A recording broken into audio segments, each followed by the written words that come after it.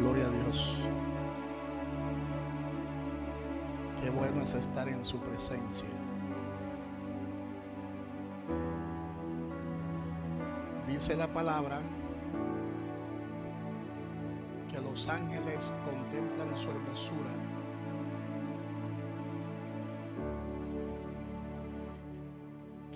Que ellos contemplan su santidad.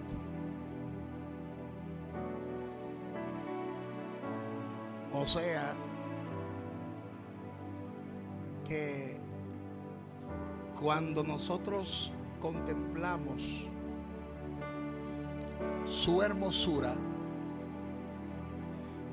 lo que estamos haciendo es contemplando su santidad. Y nosotros podemos contemplar su santidad mediante la adoración. Y qué bueno que hemos sido expuestos hoy a esa adoración a Dios. Y estamos contemplando su rostro. Estamos contemplando su santidad. Qué lindo cuando nosotros nos reunimos y adoramos al gran yo soy. Adoramos al Creador. Adoramos al Eterno. Adoramos al Príncipe de Paz. Sean muy bendecidos en esta mañana. Bendecimos a las personas que nos están visitando en este día. También a aquellos que nos escuchan a través de los diferentes medios de comunicación, a través de las redes sociales. Son bendecidos y bienvenidos a este espacio para recibir una palabra de parte de nuestro Dios. Amén. Vamos a continuar con la enseñanza o la palabra que comenzamos a transmitirle el domingo pasado. Estuvimos hablando acerca del poder transformador de la palabra. ¿Cuántos recuerdan lo que estuvimos enseñando? Y le invito a que abra su Biblia nuevamente con nosotros en Hebreos, el libro de Hebreos, capítulo 4, versículo 12. Hebreos capítulo 4, versículo 12. Amén. Gloria a Dios.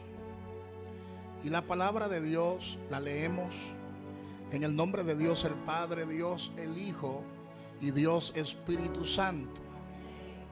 Porque la palabra de Dios es viva y eficaz, y más cortante que toda espada de dos filos, y penetra hasta partir el alma y el espíritu, las coyunturas y los tuétanos, y discierne los pensamientos y las intenciones del corazón. El texto griego más amplificado de ese mismo texto dice: porque la palabra que Dios habla está viva y llena de poder. Esta es activa. Esta es energética. Esta tiene la habilidad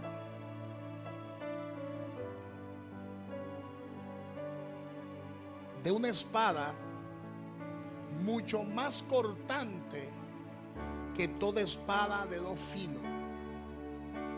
Y dice el texto griego amplificado: y penetra hasta partir la línea divisoria del alma y el espíritu inmortal. Escuche esto. Tiene la capacidad de penetrar hasta la línea divisoria del alma y el espíritu inmortal. Divide el alma y el espíritu inmortal. Tiene la habilidad de penetrar hasta las coyunturas y los tuétanos, que es la parte interior de los huesos donde se produce la sangre.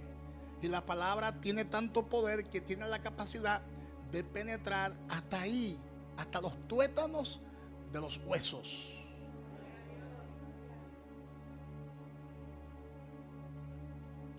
y discierne los pensamientos y las intenciones del corazón. Qué poderosa es la palabra. Y en la segunda carta del apóstol Pablo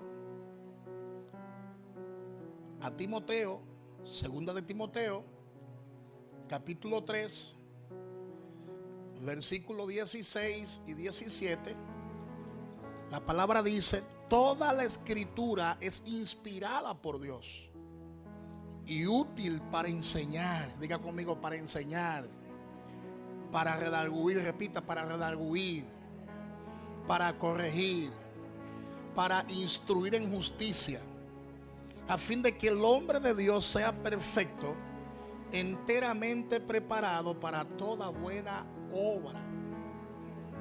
Amén. El domingo pasado estuvimos explicando, en los últimos minutos de la enseñanza pasada, quiero hacer un simple repaso. Estuvimos explicando que esa palabra inspirada significa infundir o hacer nacer el ánimo, significa, ¿verdad?, ideas, designios, iluminar el entendimiento de alguien, mover su voluntad.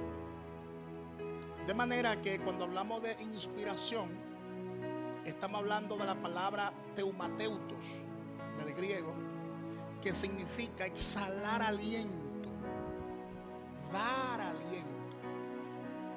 O sea, cuando la Biblia habla, y me voy a meter un poquito más profundo en el término de inspiración, cuando la Biblia habla de que toda la escritura es inspirada por Dios, no es ese tipo de inspiración que reciben los artistas a la hora de componer una canción. Porque el que no conoce el idioma hebreo y el idioma griego, que fueron los idiomas en el que básicamente se escribió la Biblia, piensa que cuando la palabra dice que toda la escritura es inspirada por Dios, se está refiriendo o está haciendo alusión a ese tipo de inspiración. El poeta se inspiró y escribió una poesía.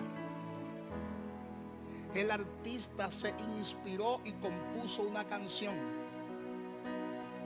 El escritor se inspiró y escribió su libro. ¿Te das cuenta? Yo sé que todos estábamos pensando que ese es el tipo de inspiración que los 40 hombres que escribieron la Biblia recibieron. No. Cuando la palabra habla de la palabra inspiración, está hablando de la palabra teumateutos. Es decir, el Señor le exhaló aliento. En otras palabras, el Señor le dictó las escrituras. Es como cuando tú te sientas en una computadora y el escritor de una carta te dice: toma la computadora que yo te voy a dictar la carta. Escribe lo siguiente: Barahona, República Dominicana. Hello, 17 de julio del año 2002. A quien puede interesar, cortésmente nos dirigimos a ustedes. Y el que está en la computadora va a escribir exactamente lo que le está diciendo el escritor de la carta. ¿Te das cuenta que no es una simple inspiración, sino que los santos hombres de Dios hablaron y escribieron todos inspirados por el Espíritu Santo? Hello. Por eso, después que el canón hebreo y el canón alejandrino se cerró, después de ahí no hay ni un solo libro que fuese inspirado por Dios. Por eso muchos libros fueron rechazados, porque no soportaron la prueba. Porque si un libro no habla de Jesús, si un libro no proyecta a Jesús, si un libro no profetiza sobre Jesús, aunque se le llame libro sagrado, no pasa la prueba, porque todos los libros desde Génesis hasta Apocalipsis tienen un solo tema, y es levantar el nombre de Jesús. Es levantar el nombre de Jesús. Y dice que es útil para enseñar. Amén. La palabra útil es como si fuera un producto que trae provecho. La palabra de Dios es provechosa. Amén. Y es útil para enseñar. O sea, sirve. La Biblia sirve para enseñar. Y la palabra enseñanza significa instrucción. Por eso es que usted ve a Jesús enseñando más que predicando. Hoy en día se predica más y se enseña menos. Pero Jesús enseñaba más la palabra y no predicaba tanto. Y sentaba a las personas en las gramas y duraba el día entero enseñándole ¿qué? La palabra, porque Él era la palabra. Él tenía que vaciarse en ellos para dejar un legado, porque Él fue anunciado, Él fue profetizado.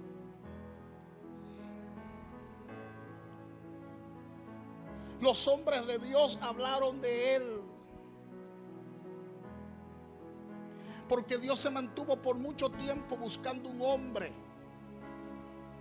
para redimir la raza humana, porque todos nosotros habíamos pecado y estábamos destituidos de la gloria de Dios.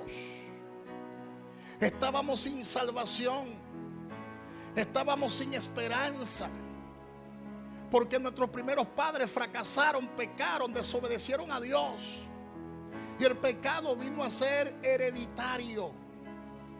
Nosotros heredamos esa maldición conocida como el pecado, que es lo único que nos separa de Dios. El pecado nos separa de Dios. Y el Señor se mantuvo por mucho tiempo buscando un hombre, porque Él tenía un plan de rescate para nosotros. Él tenía un plan de redención para nosotros. Y quitar a Jesús de la escena religiosa es matar nuestra fe, es matar nuestra esperanza. Es por eso que la Biblia dice que Él es la esperanza bienaventurada. ¿Y cómo es posible que hay gente que en estos tiempos quieren quitar a Jesús de nuestra mente y de nuestros corazones? Si Él es la esperanza viva. El Señor se mantuvo buscando un hombre perfecto y no lo halló. Claro, Él estableció un pacto con Noé y le dio el diseño a Noé. Pero Noé no era perfecto, porque desde que Noé salió del arca se pegó un tremendo humo. Es decir, él era un hombre sujeto a debilidades. Claro, el Señor estableció un pacto con Abraham también, pero Abraham no era perfecto. En múltiples ocasiones tuvo que mentir para preservar su propia vida. Claro, Él estableció un pacto con Jacob, pero Jacob no era perfecto. En una ocasión tuvo que hacer trampa para ganar el favor de su amo. Amén. ¿Cuántos dicen gloria a Dios? Dios estableció también un pacto con Moisés, pero Moisés no era perfecto. Cogió un pique tan grande que no vio la tierra prometida. Los hombres y mujeres de Dios, todos estaban llenos de debilidades. ¿Sabe por qué? Porque todos también, al igual que nosotros, heredaron el pecado de Adán. Los profetas mayores hablaron de Jesús sin conocerlo, porque Jesús en el Antiguo Testamento es un misterio escondido. Jesús en el Antiguo Testamento es una sombra, es una figura. Es un misterio que está oculto, y se presenta a Jesús en el Antiguo Testamento como el agua que fluye en el manantial. Se presenta a Jesús como la roca. Se presenta a Jesús como la rosa de Sarón. Se presenta a Jesús como el lirio de los valles. Se presenta a Jesús como el arca del pacto. Se presenta a Jesús como el tabernáculo. Es decir, que Jesús en el Antiguo Testamento era una simbología. Pero todos los profetas mayores hablaron de Jesús. Los profetas menores también hablaron de Jesús. Dios se mantuvo buscando un hombre para entrar en pacto con ese hombre y para que traera un nuevo pacto. Y por eso se escuchó una voz en el cielo: ¿a quién enviaré? ¿Y quién irá por nosotros? Porque estoy buscando un hombre y en la tierra no lo he hallado. ¿A quién enviaré? ¿Y quién irá por vosotros? Y se levantó el Eterno, Yeshua Masaya, y dijo: yo iré. Ramakatala Rabasaya. Yo iré y moriré por ellos. Por eso el profeta Isaías profetizó en Isaías capítulo 7 versículo 14 que en los postreros días una virgen concebirá y dará a luz un hijo, y se llamará por nombre Emmanuel, que traducido es Dios con nosotros. Es por eso que el apóstol Juan, en Juan capítulo 1 versículo 1 dice: en el principio era el verbo, y el verbo era con Dios, y el verbo era Dios, y ese verbo se hizo carne. Dios tomó literalmente figura humana y se encarnó en un hombre llamado Jesús. En ese pequeño cuerpecito, cuando Jesús nació, era un bebé. En ese pequeño cuerpecito residía todo el poder de la divinidad, residía todo el poder de la deidad. Por eso los reyes fueron y lo adoraron. Cuando apenas había nacido, ya le estaba recibiendo adoración. Había un coro de ángeles cantando allá en los cielos: gloria al Rey, gloria a Dios en las alturas, y paz en la tierra, y buena voluntad para con los hombres. Todo el cielo se regocijó cuando Jesús nació. El universo se regocijó. El único que estaba temblando era el diablo. Los únicos que estaban temblando eran los demonios. Ellos planearon matarlo desde su nacimiento, pero María por revelación y José por revelación tuvieron que salir a otra ciudad. ¿Por qué? Porque cuando Dios determina algo, nadie lo puede detener, nadie lo puede parar. Por eso toda la escritura, diga conmigo, toda la escritura es inspirada por Dios y es útil para enseñar y para redarguir. Es decir, que cualquier argumento adverso, la palabra lo destruye. Dígale al que está a su lado: los argumentos adversos, contrarios a la escritura, la misma escritura lo destruye, porque ella redarguye. Y esto significa, produce una certeza, convicción. Amén. Y es útil también para corregir toda ignorancia. La palabra se encarga de sacar la ignorancia. La palabra se encarga de sacar la oscuridad. Lo errado va para afuera porque es útil para corregir, para advertir, para amonestar, para reprender, para enderezar de nuevo. Amén. Para reformar, para formatear el disco duro de tu computador.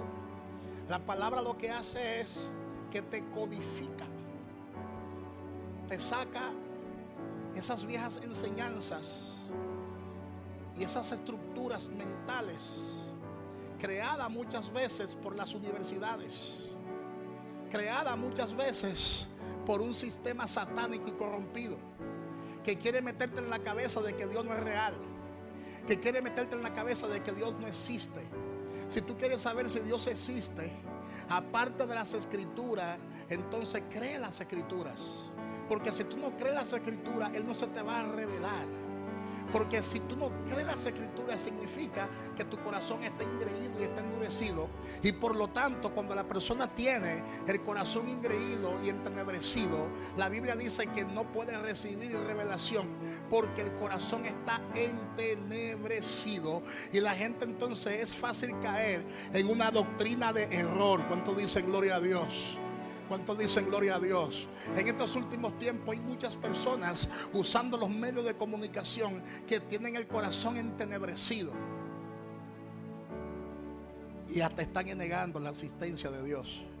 Están negando la existencia de Dios. Dime tú, el que niega la existencia de Dios lo niega todo, porque niega el porqué de todas las cosas. Si sacamos a Dios de nuestros corazones, si sacamos a Dios de nuestra mente, entonces la vida no tiene ningún sentido. Y vamos a decir como decían los antiguos: comamos y bebamos, depravémonos, hagamos con nuestra vida lo que nos dé la gana, comamos, bebamos y hagamos fiestas, porque total, más tarde moriremos. En otras palabras, dejaremos de existir. Con la muerte se termina todo, así que vamos a aprovecharnos todos y vamos a gozar la vida, porque eso es lo único que nos llevamos. Ese es el concepto de aquellos que tienen el corazón entenebrecido. Hello. Porque la idea es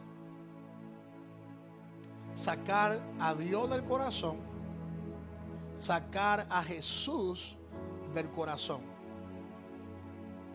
La palabra de Dios es útil para instruir, para enseñar, para adoctrinar. Cuando la palabra de Dios viene de lo alto, entra a nuestro espíritu y le dice a usted: ya tú no eres un esclavo del pecado. Ya los conceptos adversos a la palabra no te pueden controlar, no te pueden dominar, porque es que la palabra no ministra solamente a la mente, sino que la palabra ministra a nuestro espíritu y es capaz de sacarte de la esclavitud, de sacarte de ese mundo de tiniebla, de sacarte de ese mundo de oscuridad. Ya tú no eres un mendigo, dice la palabra. Ya tú no eres un ciudadano de segunda clase, dice la palabra. Ya tú no eres un menesteroso. Ya tú no eres un analfabeto espiritual. Tú eres el Hijo de Dios. Y por cuanto tú eres el Hijo de Dios, Dios es tu Padre. Y por cuanto Dios es tu Padre, tú tienes una herencia. Pero todo lo que te estoy diciendo es en Cristo. Es decir, que el que te saca a Cristo te lo está sacando todo.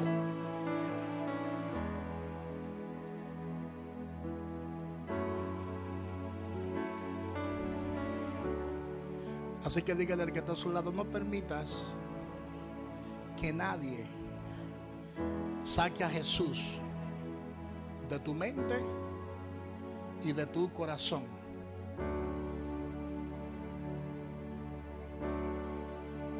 Dice el texto, y voy a profundizar bien en este texto, porque la palabra de Dios es viva y eficaz, y más cortante que toda espada de dos filos, y penetra hasta partir el alma y el espíritu, las coyunturas y los tuétanos, y discierne los pensamientos y las intenciones del corazón. La palabra, ¿qué es? Diga conmigo: la palabra es la verdad. Conoceréis la verdad y la verdad os hará libre. No solo libre de los demonios. Ahí no está hablando de demonios, sino que cuando tú conoces la verdad de la palabra, te hace libre de los conceptos preconcebidos. te hace libre de los dogmas, te hace libre de las tradiciones que atentan contra la verdad. Y cuando tú conoces la verdad de la palabra, esa verdad te hace libre de esos conceptos. Ahora la verdad, ¿quién es la verdad? La verdad es Cristo. Diga conmigo, la verdad es Cristo. Dígalo fuerte, la verdad es Cristo. Él dijo, yo soy el camino, Juan 14:6. Yo soy el camino, yo soy la verdad y yo soy la vida. Y nadie viene al Padre si no es por mí. Es decir, que cuando se habla de la verdad, se está hablando de Cristo. Y cuando se está hablando de Cristo, se está hablando del Padre. Porque Él dijo, yo y el Padre lo mismo somos.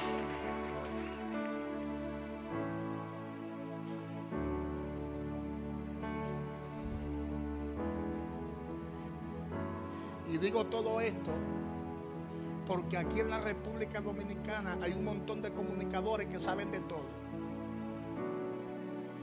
Y el que sabe de todo termina no sabiendo nada. Saben de política, saben de psicología, saben de medicina, saben de matemática, saben de física, saben de química y viven opinando de todo. Mientras tienen un micrófono frente a ellos y una cámara, ellos viven hablando cosas que ni ellos mismos entienden.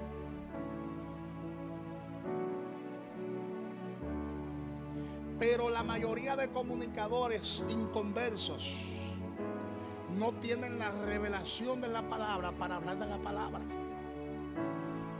Porque para hablar de la palabra y predicar la palabra, tiene la persona que recibir revelación, entendimiento de la escritura. La palabra revelación es la palabra entendimiento de las escrituras. ¿Y quién da entendimiento de las escrituras? El Espíritu Santo. Y un inconverso nunca recibirá entendimiento de las escrituras porque no tiene el Espíritu Santo. Primero, el Espíritu Santo tiene que convencerlo a él de pecado, de justicia y de juicio. Y luego esa persona tiene que nacer del agua y del Espíritu para que pueda entender las escrituras. Es decir, tiene que nacer de nuevo. Porque si no, va a escuchar las escrituras con oídos prejuiciados y oídos pesados. Este pueblo escucha la escritura pesadamente, dijo Jesús. Y no se le puede echar las perlas preciosas a los cerdos, porque los cerdos no van a apreciar las escrituras, la van a pisotear así como pisotean el lodo. No la van a apreciar. Verán la Biblia como un libro más de la biblioteca. Verán la Biblia como un libro, ¿verdad?, de chiste. Como hay gente que dice, en la Biblia parece un libro de historia para niños. Oye eso. Parece un libro de historia para niños. De que la serpiente habló y que Dios sacó a los primeros padres del huerto y que se desgració la raza humana por ese pecado. Yo no entiendo eso, es que nunca lo va a entender porque todavía tú no has nacido del agua y del Espíritu. Para tú entender las escrituras, tienes que nacer del agua y del Espíritu. Porque cuando tú naces de nuevo, el Espíritu Santo te crea un oído espiritual.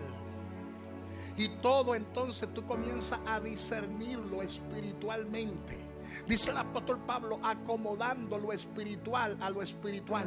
Si tú no acomodas lo espiritual a lo espiritual, terminará criticando los textos de las escrituras.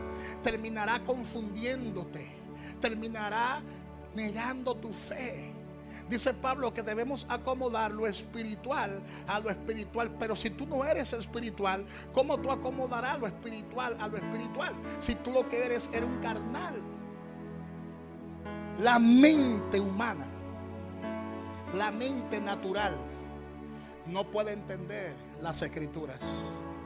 Si tú la lees, si tú la interpretas de acuerdo a la gramática que tú aprendiste, sí, pero detrás del texto hay una revelación.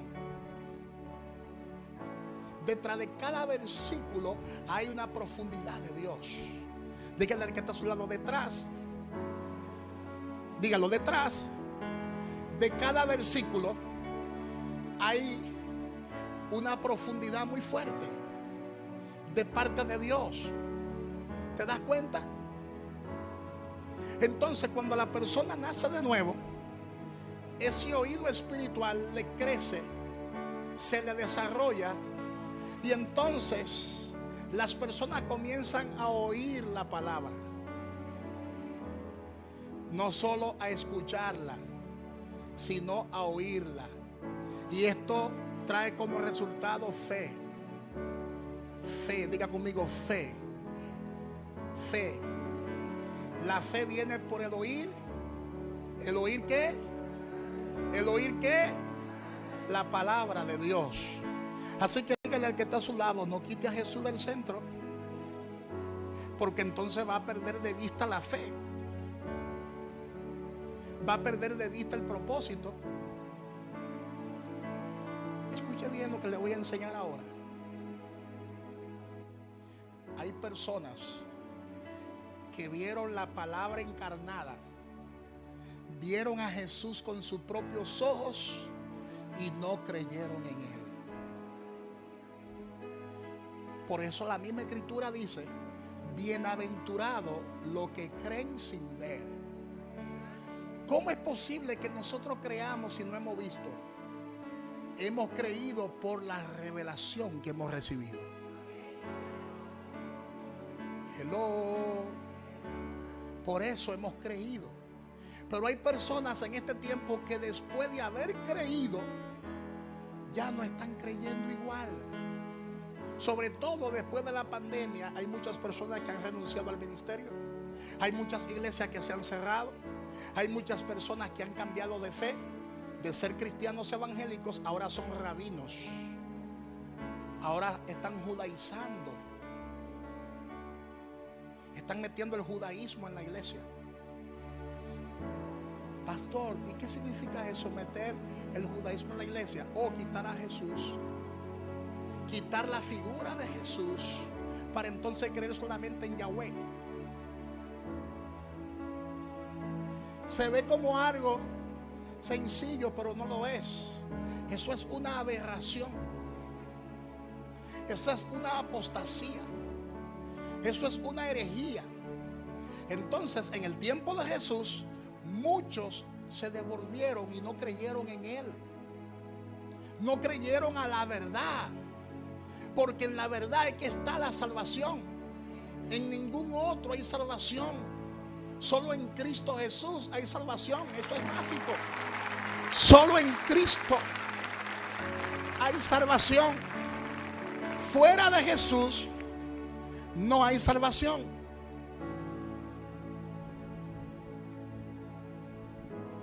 Y lo dice la palabra en el libro de Hechos 4:12. No puedo leer tantos textos bíblicos porque quiero enseñarle algo bien profundo para que usted vea algo. Y es que hay personas que tienen la verdad frente a sus propios ojos y no la reciben. Porque esto no es del que quiere ni del que corre, sino de Dios que tiene misericordia. Y Dios a quien quiere salvar lo salva. Dígale al que está a su lado: Dios a quien quiere salvar lo salva. Tienes que tener cuidado con quien tú te reúnes, porque hay aspiradoras. ¿Cuántos conocen las aspiradoras? La aspiradora es un instrumento que se usa para limpiar la alfombra, para sacar el sucio de algunos lugares. Pero hay personas que son aspiradoras desde el punto de vista negativo, porque quieren aspirar tu fe, quieren aspirar los principios escriturales que se te han enseñado, quieren aspirar la fe de Dios en tu vida, quieren quitar a Jesús del centro, porque el plan es que la gente crea que Jesús ni siquiera existió. Están enseñando en algunos lugares que Jesús ni siquiera existió históricamente, que Jesús es como una especie de superhéroe, como Superman, como Hércules, que es un personaje mitológico, como Robin Hood. ¿Tú sabes lo que es eso? Personas que después de haber disgustado de la gracia de Dios se hayan extraviado. Y eso no es nuevo. Eso le pasó a Himeneo y le pasó a Alejandro en la Biblia. El apóstol Pablo se lamenta mucho. El apóstol Pablo dice: wow, eso me ha dolido mucho, porque Himeneo era un excelente maestro de la palabra y Alejandro tenía una unción apostólica. Sin embargo, ahora ellos se han desviado de la fe, y dice Pablo, y andan ahora tras las fábulas. Lo mismo está pasando hoy en día con algunos colegas que no voy a mencionar por ética y estética, soy muy respetuoso. No voy a mencionar sus nombres, pero son como 4 o 5 que después de haber disgustado de la fe, siendo predicadores usados por Dios, ahora están apostatando, ahora están negando lo que han creído, ahora están negando su fe y están enseñando como doctrina de Dios, doctrina de demonios. Y lo grande del caso es que los cristianos a todos le dicen amén. Parecen chivitos, amén. Porque hay una generación que no quiere profundizarse en la palabra. Hay una generación que no quiere profundizarse en las escrituras. Y la palabra de Dios habla de estos tiempos de herejía y apostasía. Claro, la herejía y la apostasía siempre ha existido en todos los tiempos, pero el Señor habló que en estos tiempos se iba a incrementar aún mucho más. Personas que teniendo la verdad delante de sus ojos, la estaban cuestionando, la estaban negando y la estaban persiguiendo, porque Jesús es la verdad. Y se lo voy a mostrar en la escritura. Abra su Biblia conmigo en Juan capítulo 6, versículo 25. Diga conmigo: Jesús es el pan de vida. O sea, hay que comer de Jesús para tener vida. Si nos quitan el pan de vida, ¿de dónde vamos a comer? Hello, oído con esto. Si nos quitan el pan de vida, que es Cristo Jesús, ¿qué yo hago aquí entonces? Si Jesús no existe, ¿qué hacemos nosotros acá? Porque que si Jesús no existe, estamos quitando la gracia, estamos quitando la redención, estamos quitando la salvación, porque por obra no hay quien se salve. Porque salvarse según la ley es no pecar ni siquiera con un pensamiento. Y yo quiero que esos 5 que están en las redes sociales me digan si ellos no pecan. ¿De dónde ellos se están agarrando para sostener su salvación? Porque la palabra dice que esto no es por obra para que nadie se gloríe, sino que esto es un regalo de Dios. Y si nos quitan a Jesús, que es el regalo de Dios, el que nos ha dado salvación, óyeme, mi hermano, estamos feos por la foto. ¿Quién podrá ser salvo si aquí todo el mundo peca hasta con los pensamientos? ¿O usted cree que yo no peco? Todos aquí tenemos debilidades. Por eso tenemos que orar diariamente para que el Señor nos purifique. Cada vez que yo peco, aunque sea con un pensamiento, tengo que reprender esos pensamientos y decirle: yo te ato en el nombre de Jesús, pensamiento inicuo, y te echo fuera de mi vida. Porque somos seres humanos y heredamos este cuerpo de muerte. Dice el apóstol Pablo que el cuerpo que tenemos es de muerte, y por ahora no seremos librados de él. Seremos librados de él el día que Cristo venga por nosotros y esto mortal sea absorbido por la inmortalidad. Pero mientras tanto no. Mientras tanto somos personas que sentimos, tenemos sentimientos. Mientras tanto yo estoy predicando aquí, quizás usted tiene su mente en otro sitio y tiene que volver y reenfocarse, porque la mente divaga. Porque somos seres humanos. Y hay personas que quieren quitarnos esa verdad Pero no se lo vamos a permitir porque somos más. Somos más los que hemos creído. Alábale que Él vive.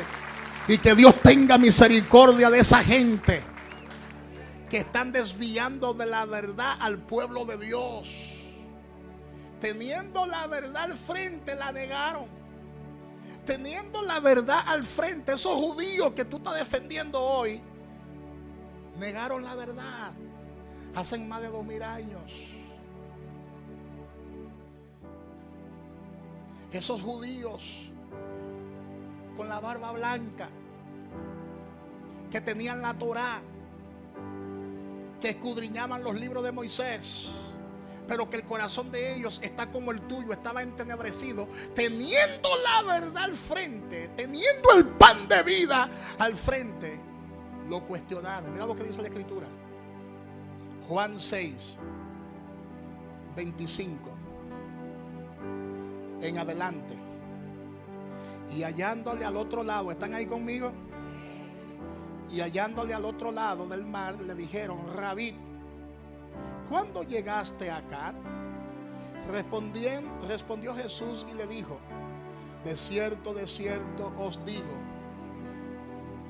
que me buscáis no porque habéis visto las señales, sino porque comisteis el pan y os saciasteis. En otras palabras, tú me buscaste por los beneficios que te estoy dando de pan, porque Jesús daba comida donde iba a predicar la palabra y a enseñar la palabra. Trabajad no por la comida que perece, sino por la comida que a vida eterna permanece, la cual el Hijo del Hombre os dará, porque a este señaló Dios el Padre. Entonces le dijeron: ¿qué debemos hacer para poner en práctica las obras de Dios? Respondió Jesús y le dijo: esta es la obra de Dios, que creáis en el que me ha enviado. Le dijeron entonces: ¿qué señal pues haces tú para que veamos y te creamos? ¿Qué obra haces? Nuestros padres comieron el maná en el desierto, como está escrito: pan del cielo les dio a comer. Oye la señal. Y Jesús le dijo: de cierto os digo, ¿no os dio Moisés el pan del cielo? Mas mi Padre os da el verdadero pan del cielo. Esa es la señal. Porque el pan de Dios es aquel que descendió del cielo y da vida al mundo. Es decir, yo soy el pan de Dios. Y le dijeron: Señor, danos siempre este pan. Jesús le dijo: yo soy el pan de vida, y el que a mí viene nunca tendrá hambre, y el que a mí cree no tendrá sed jamás. Mas os he dicho que aunque me habéis visto, no creéis. Teniendo el pan al frente, la verdad al frente, aunque ustedes me vean, no van a creer. Todo lo que el Padre me da vendrá a mí, y al que a mí viene no le echo fuera, porque he descendido del cielo no para hacer mi voluntad, sino la voluntad del que me envió. Y esta es la voluntad del Padre, el que me envió, que de todo lo que me diere, no pierda yo nada, sino que lo resucite en el día postrero. Y esta es la voluntad del que me ha enviado, que todo aquel que vea al Hijo y cree en Él tenga vida eterna, y yo le resucitaré en el día postrero. ¿Y sabe qué hicieron ellos? Viendo la verdad al frente, viendo el pan de Dios al frente, dice: murmuraban entonces de Él los judíos, aquellos que hoy están haciendo lo mismo. Murmuraban entonces de Él, ¿quiénes? Los judíos, porque había dicho: yo soy el pan que descendió del cielo. Lo querían matar y decían: ¿no es este Jesús el hijo de José? Lo mismo que se está enseñando hoy en las redes, que Él no vino del cielo, que Él es hijo de José, hijo de María. Y esa locura de que Él vino del cielo, eso es mentira, dicen algunos. Lo mismo decían esos judíos. ¿No es este el hijo de José, cuyo padre y madre nosotros conocemos? ¿Cómo pues dice este, del cielo he descendido? Jesús respondió y les dijo: no murmuréis entre vosotros. Ninguno puede venir a mí si el Padre que me envió no le trajere. Y yo le resucitaré en el día postrero. Escrito está en los profetas, y serán todos enseñados por Dios.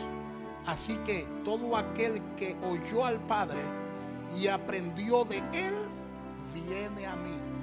Si en verdad tú crees las enseñanzas de Yahweh, mi Padre, si en verdad tú te identificas con Yahweh, mi Padre, en vez de tú rechazarme, tienes que venir a mí, porque yo y el Padre somos lo mismo.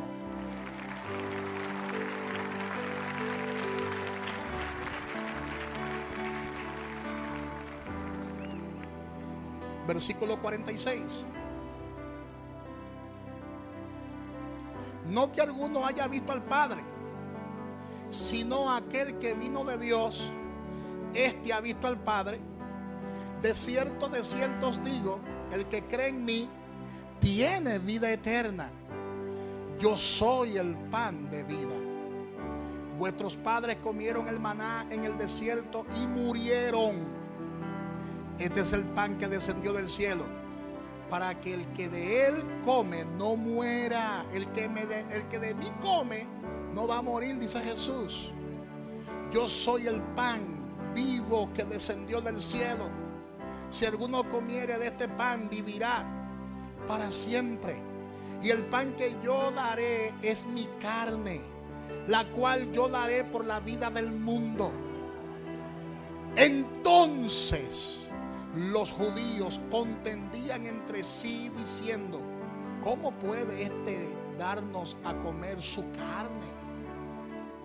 Jesús le dijo: de cierto os digo, si no coméis de la carne del Hijo del Hombre y bebéis su sangre, no tenéis vida entre vosotros.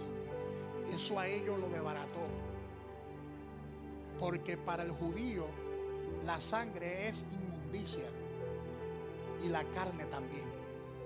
Y Jesús le dice, para afectar su forma de pensar: si no comen de mi carne y beben de mi sangre, no tendrán vida. Pero Jesús no se estaba refiriendo a comer de su carne y beber de su sangre literalmente. Se estaba refiriendo a que Él iba a dar la vida por nosotros, porque nadie se la podía quitar, sino que Él la daba para volverla a recuperar. Hello. Versículo 55. Porque mi carne es verdadera comida y mi sangre es verdadera bebida. Por eso en la Santa Cena se sirve del pan simbólicamente y se sirve de la sangre. Eso es un simbolismo de que Él es el pan que descendió del cielo. Porque mi carne es verdadera comida y mi sangre es verdadera bebida. El que come mi carne y bebe mi sangre, en mí permanece y yo en él. Lo que predicaba Otoniel el jueves pasado. Permanecemos en él y él permanece ¿en dónde? En nosotros. Versículo 57.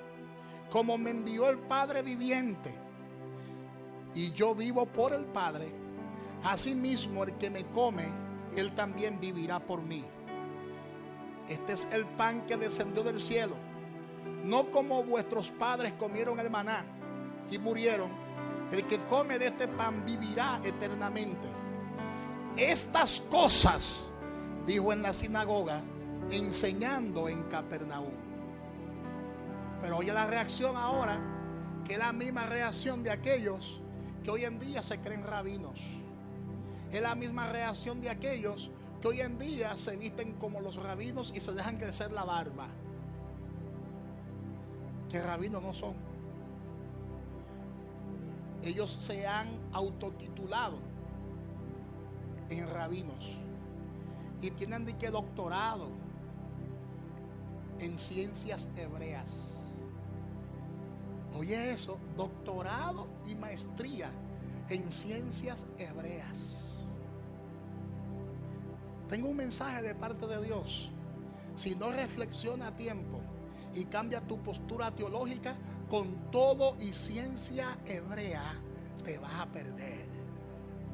Porque de hecho ya tú estás perdido y está extraviado. Tienes que volver al camino porque te has desviado del propósito. Mirad y pararte en el camino y observar cuál es la senda antigua, y comienza a transitar nuevamente por ella, porque te ha desviado de la senda antigua. La senda antigua no es dejar de usar, ¿verdad?, maquillaje, ni prenda, ni pantalón. La senda antigua es la verdad de las escrituras. La senda antigua es Yahweh. La senda antigua es Jesús. Si no buscas de Jesús, no hay salvación. No hay salvación. Fuera de Cristo, diga, fuera de Cristo, no hay salvación. Dígalo conmigo, fuera de Cristo, la gracia no existe. Porque Jesús es el autor de nuestra salvación.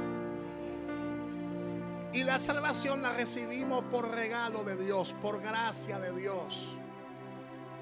Nosotros no merecíamos la salvación. Él quiso otorgarnos a nosotros la salvación. Por eso tenemos abogado para con el Padre. Cada vez que nosotros fallamos, el diablo lo que quiere es acabar con nuestras vidas, pero tenemos un abogado que intercede por nosotros y se presenta ante el Padre cuando nosotros estamos llorando porque hemos pecado. Y todos aquí hemos pecado en un momento determinado. Cuando nosotros hemos pecado, hemos desobedecido a Dios y estamos en el altar llorando, pidiendo perdón, Satanás nos está acusando, los demonios nos están acusando, el infierno nos está acusando. Pero Jesús se presenta ante el Padre como nuestro abogado y presenta su sangre y dice: yo morí por él, yo morí por ella, yo lo justifico por mi sangre. Y el Padre deja pasar por alto ese tiempo de ignorancia y deja que nosotros nos arrepintamos. ¿Tú te imaginas quitar el abogado? Que nos quiten el abogado que es Cristo. Ya nosotros estamos perdidos.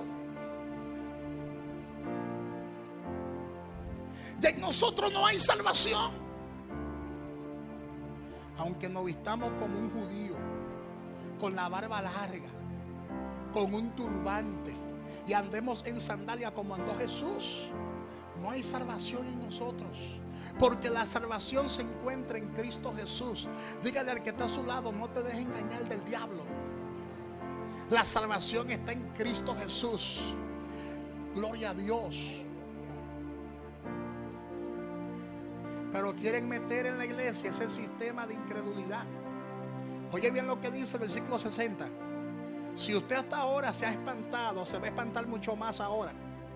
Porque en los círculos religiosos siempre habrán tres grupos. Diga conmigo, tres grupos. Se lo voy a revelar ahora. Diga, en los círculos religiosos habrán tres grupos. Número uno, los incrédulos, que son los que no creen.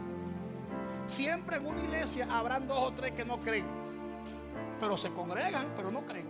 Oye eso, qué misterio más grande. Se congregan, pero no creen. ¿Y a qué hora es que va a terminar el pastor? Tengo que irme a comer para la casa. Están ahí, pero no creen nada.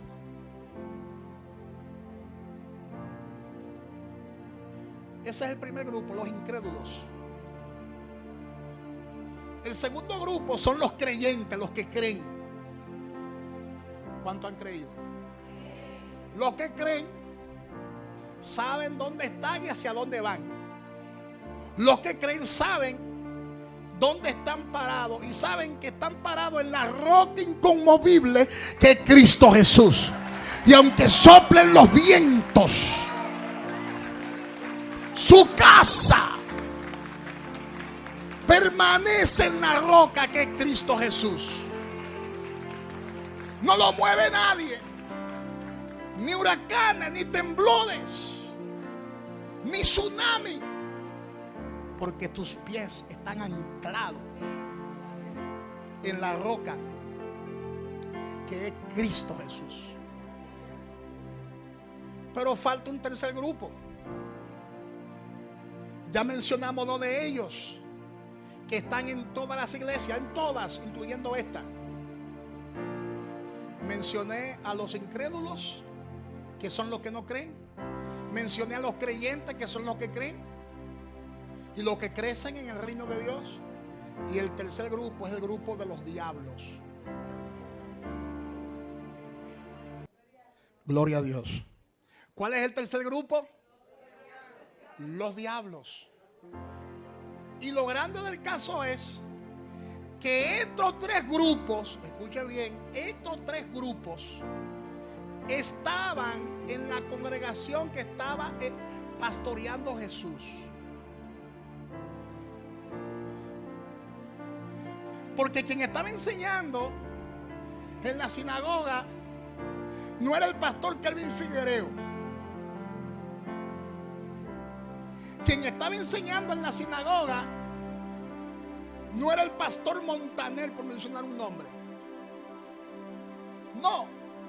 Quien estaba enseñando en la sinagoga era el pastor de los pastores, que se llama Jesús. Pero es inevitable tener una representación de cada grupo. Por más bueno que sea el pastor, por más enseñanza que dé el pastor, siempre habrá una representación de esos tres grupos: los incrédulos, los creyentes y los diablos. Y a todos lo llama el Señor. Suelo grande. Pastor, ¿y cómo tú me explicas eso? Vamos a leer la escritura. Vamos a leer la palabra. Dios mío, el tiempo se avanza rápido. Con esto voy a concluir, porque no quiero ser manga larga como antes. Quiero ser manga intermedia. Porque entonces la tercera parte viene para el domingo. La tercera parte que es buena de esta enseñanza. Pero Jesús está frente a una audiencia de judíos y le está enseñando la palabra, porque él era la palabra. Y le está diciendo que la palabra, que es el pan de vida, descendió del cielo para que ellos coman de él. ¿Qué están haciendo ustedes en este momento? Están comiendo de mí. Yo le estoy impartiendo el pan de la enseñanza de la palabra. ¿Te das cuenta? Ustedes están comiendo de esa enseñanza, y al comer de esa enseñanza están comiendo de Cristo, se están alimentando de Cristo. ¿Qué estaba haciendo Jesús? Le estaba enseñando de su Padre Celestial. Le estaba hablando del Padre y de Él también. Pero mira lo que dice el versículo 60. Fije sus ojos conmigo en el versículo 60. Y es importante que usted no se impresione ni se sorprenda cuando vea una diabla, o cuando vea un diablito entre nosotros. Porque los diablitos usan las escrituras. Los diablitos se sientan en la misma silla que tú te sientas. Los diablitos levantan sus manos y adoran al Señor. Los diablitos participan del pan, ofrendan y diezman los diablitos, y van a todas las actividades, no se quedan en ninguna. Los diablitos y los incrédulos están ahí con nosotros. Lo único es que uno no sabe, uno sospecha y se imagina, pero no sabe a ciencia cierta quiénes son. Uno por los frutos más o menos va deduciendo, pero uno no se atreve a juzgar tampoco, porque quien juzga es Dios. ¿Te das cuenta? Y mira,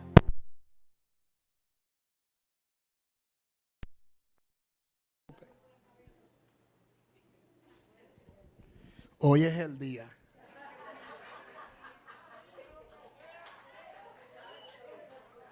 ¿Cuántos están disfrutando el pan de la palabra?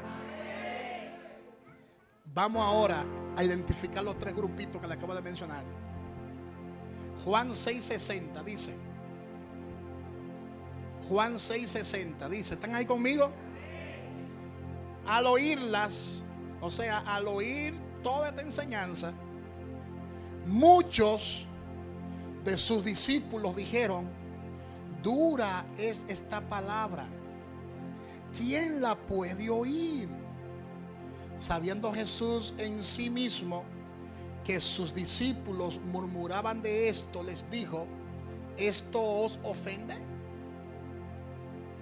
Pues que si vieres al Hijo del Hombre subir a donde estaba primero, el Espíritu es el que da vida, la carne para nada aprovecha. Las palabras que yo he hablado son espíritu y son vida. Pero hay algunos de vosotros que no creen. Ahí está el primer grupo. ¿Cuál es ese grupo? Los que no creen. ¿Cuántos forman parte de ese grupo? Nadie levanta la mano. Qué bueno. Pero hay algunos de vosotros que no creen, porque Jesús sabía desde el principio quiénes eran los que no creían y quién le había de entregar. Y dijo: por eso os he dicho que ninguno puede venir a mí si no le fuere dado del Padre. Desde entonces muchos de sus discípulos volvieron atrás y ya no andaban con él. Se parece a lo que está pasando hoy en día. Dijo entonces Jesús a los 12: ¿queréis acaso iros también vosotros? Le respondió Simón Pedro: Señor, ¿a quién iremos?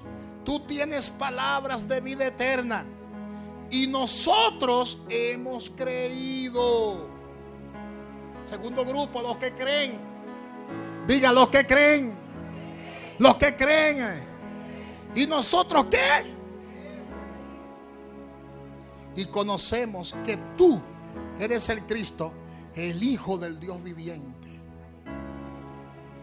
A los que creen, escuche bien esto, miren aquí, los que creen en un momento determinado también flaquean, porque Pedro, que creía, lo negó 3 veces, pero luego se convirtió en el mejor predicador que hubo en el Nuevo Testamento.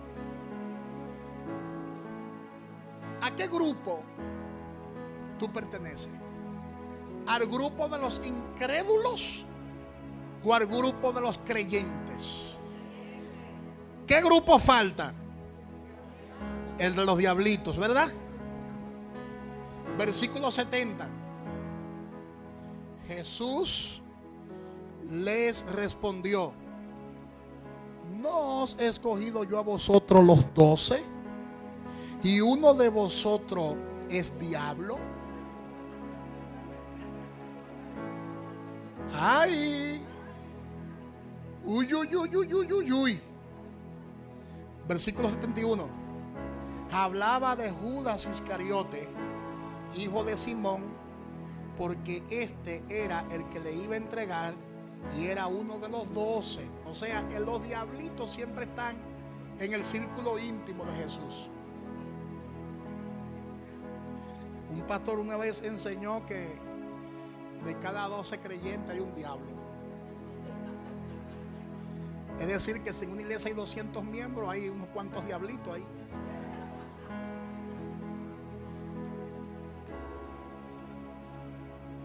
Usted se ríe, pero eso es verdad.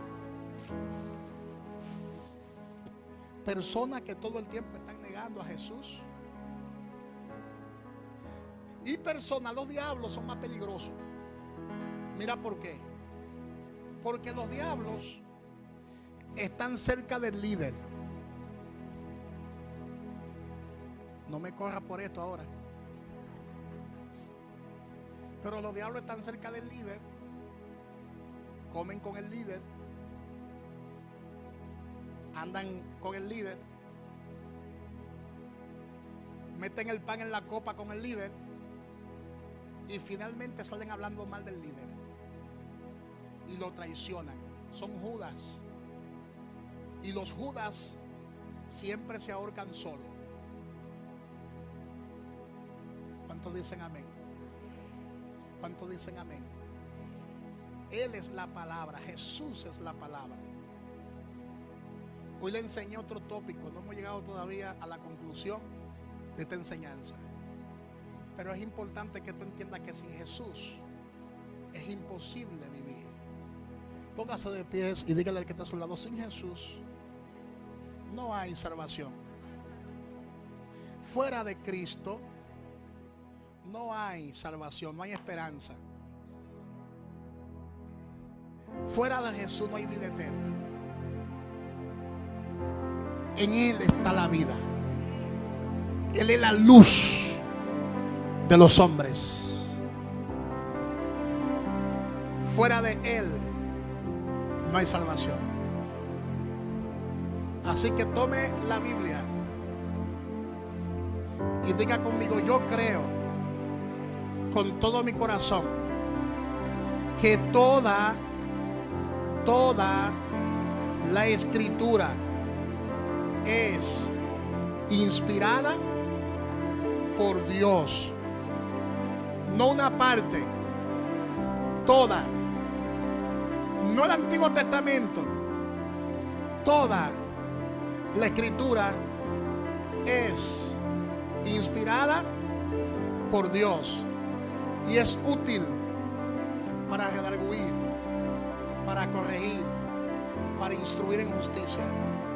Abrace su Biblia y diga: yo creo en ella, desde Génesis hasta el Apocalipsis. Desde Génesis hasta el Apocalipsis. Porque Jesús es el alfa y la omega, el principio y el fin, el primero y el último. Ayúdame, Señor, a crecer, a madurar espiritualmente. Dale un aplauso fuerte a Jesús. Fuerte el aplauso al Dios Todopoderoso.